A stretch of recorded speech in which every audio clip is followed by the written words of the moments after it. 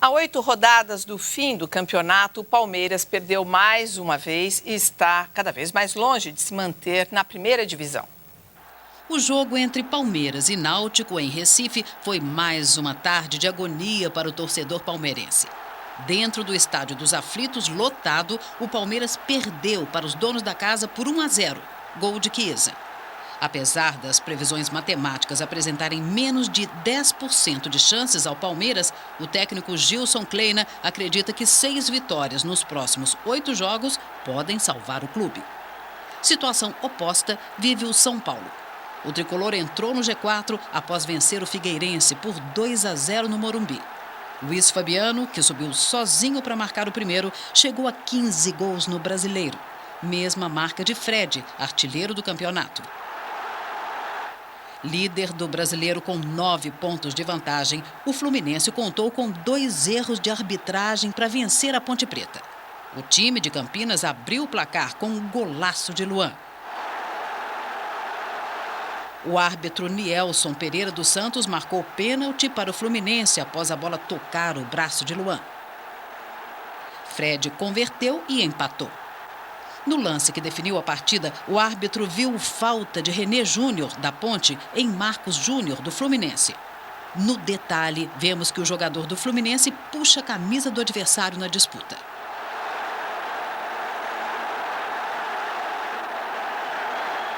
Na cobrança, Wagner cruzou e Gum, de cabeça, garantiu a vitória do Fluminense. Ayrton. Não, eu só queria fazer uma observação sobre o Palmeiras. É lamentável que um time desse porte possa ir para a segunda divisão, mas não é desonroso. O Palmeiras já foi, o Corinthians já foi. O Santos nunca foi. O Santos nunca foi, porque é um time que está acima de qualquer suspeita. Mas o que eu queria dizer é o seguinte, tem que ser analisado uma coisa. O Palmeiras tem investido pouco na contratação de grandes valores, porque está gastando muito na construção do estádio. Eu acho que a crise que a diretoria vive é uma crise financeira que não possibilita que ela renove o plantel e traga novos nomes. E bons jogadores. Mas hoje que eu estava vindo para cá, para a TV, e o treino do Palmeiras é aqui pertinho, né? E o motorista estava dizendo assim, estava um trânsito.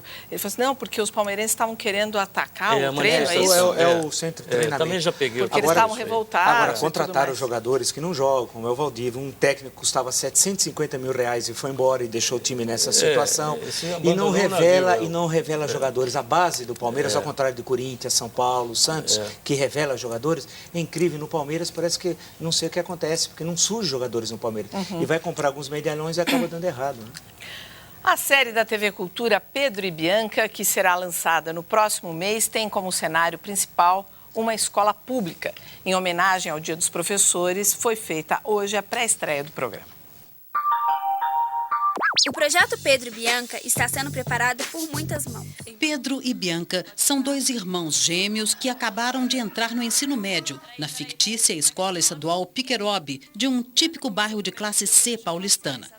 Filhos de um pai eletricista negro e de uma mãe cabeleireira branca, os 2 irmãos nasceram com tons de pele diferentes.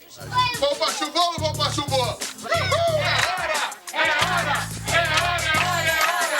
A série terá 46 episódios de teledramaturgia e outros 5 dedicados a debater os temas do universo dos jovens tratados na ficção. O primeiro namoro, bullying, ética do estudante, gravidez precoce, dificuldade de aprendizado, bebidas e novas amizades serão alguns deles. Não perca! Pedro e Bianca, com criação de Cal Hamburger, vai ao ar a partir do dia 11 de novembro, aos domingos, aqui na TV Cultura. Esses são os assuntos do momento, né? Esse é um tema importantíssimo, né? Que rondam as famílias, os alunos. E a TV Cultura tem tradição nessas séries. Exatamente. E que foram, algumas marcaram época, e o Cal Hamburger é um sujeito extremamente competente. É verdade. Olha, em Belo Horizonte, uma história de dedicação e amor. Aos 89 anos, a professora de física, Beatriz Alvarenga, continua auxiliando pesquisadores e jovens mestres. São 74 anos de profissão. Os livros da década de 70 foram reeditados e até hoje são utilizados na rede pública de ensino. A física é um conhecimento que é necessário para qualquer pessoa, porque ele é que vai mostrar os fenômenos que ele vê ao redor deles, na natureza, nas coisas artificiais que são feitas pelos homens. A autora e professora Beatriz Alvarenga está prestes a completar 90 anos de idade. Para não ficar longe do ambiente escolar, ela recebe estudantes neste laboratório particular. De uma maneira divertida, desvenda as leis do universo. As aulas aqui são bem diferentes.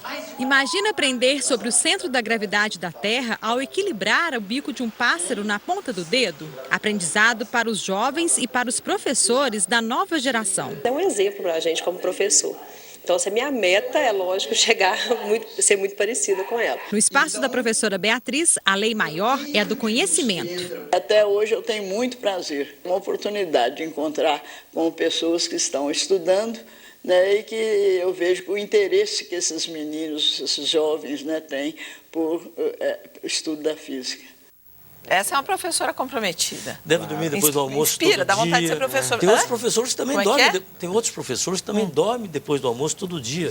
Tem boa memória, excelente memória e vai ter vida longa, só que não é mas mineiro. a gente fez outro dia aqui uma matéria mostrando isso, que aquele soninho depois do almoço é uma beleza. Pois é, tá aqui o Vila como prova. Agora, a professora, acho que essa questão de você buscar esses exemplos dentro da esfera da própria escola, que muita gente quer gastar fortunas, né?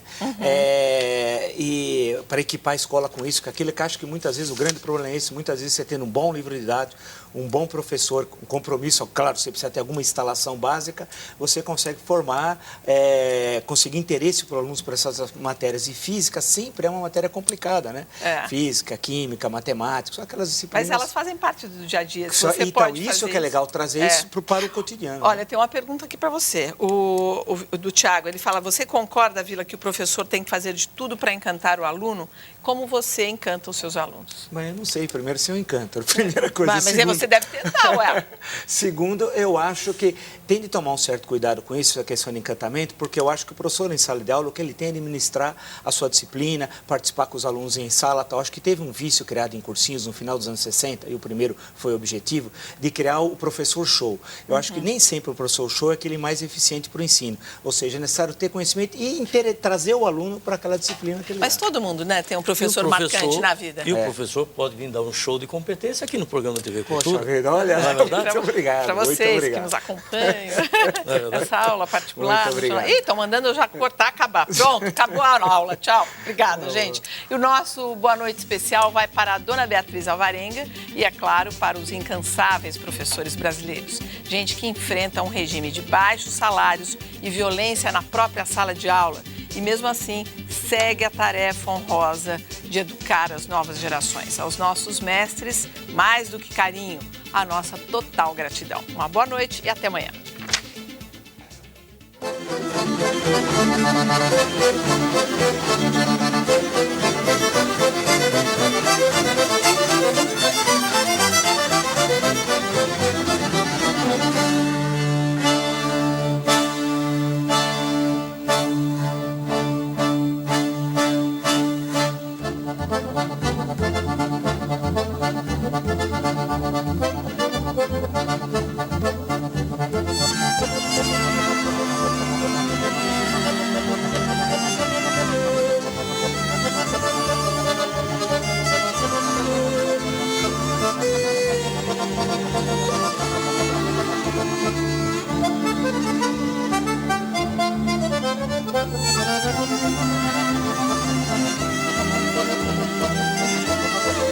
Jornal da Cultura.